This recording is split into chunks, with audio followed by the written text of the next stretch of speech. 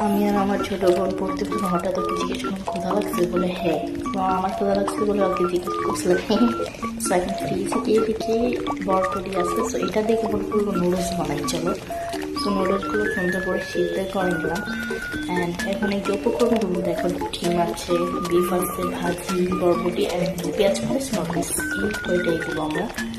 So এখন আমরা সুন্দর করে কড়াইতে তেল দিয়ে দিচ্ছি।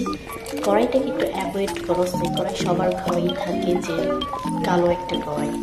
এখন আমি কড়াইতে সুন্দর করে এই যে বিফগুলো দিয়ে দেবো, সুন্দর করে দিয়ে দিচ্ছি। সো এখন দেখছেন তেলটা গরম আসছে, চিট করে ছিটছে।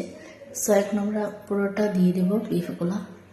এখন বিফগুলা দেওয়ার পরে সুন্দর করে আমরা এখন নাড়াচাড়া করব। এখন সুন্দর করে হেলিকপ্টারের মতো নাড়াচাড়া দিতে হবে। এখন আমরা এটার মধ্যে একটু লবণও দিয়ে দেবো। সো লবণ দিলে বড় বস্তার ভিতর জানি তো লবণ হয়, সো তাই দিয়ে দিচ্ছি লবণ। লবণ অল্প একটু দিলেই চলবে, কারণ নুডলস সিদ্ধ করার টাইম লবণ আমরা অলরেডি দিয়েছি।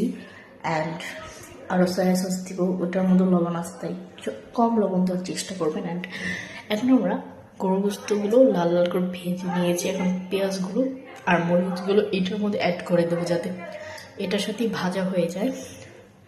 অ্যান্ড এটার পর একটা জিনিস খেয়াল করলাম যে আমার ছোট বোন মানে মাসালাবি মারিয়া দেখেন কীভাবে চুপি চুপি করে নুডলস খাচ্ছে। দাঁড়ান ওই সিনটা দেখাই, আমাকে দেখে হেসে দেবে, অনেক দুষ্টু বুঝছেন। যাই হোক, এখন আমি ওদিক দিয়ে আমার হয়ে গেছে পেঁয়াজ অ্যান্ড আমাদের মাস্টার শেফ রান্না করছে। সেখানে আমি ডিমও দিয়ে দিলাম।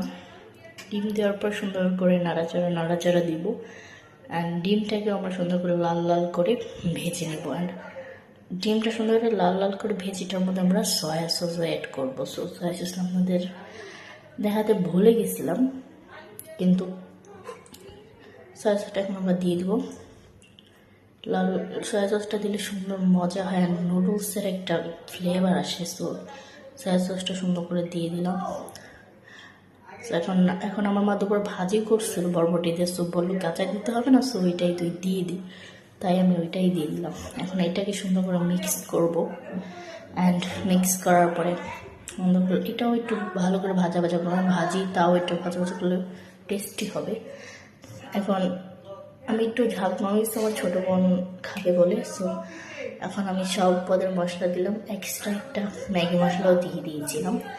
তো এখন মেন কাজ নুডলসগুলো দিয়ে দেওয়ার পর দেখছিলাম আমার নুডলসগুলো কত ঝড়ঝড়ে হয়েছে, দেখতে হবে না কি সিদ্ধ দিয়েছে।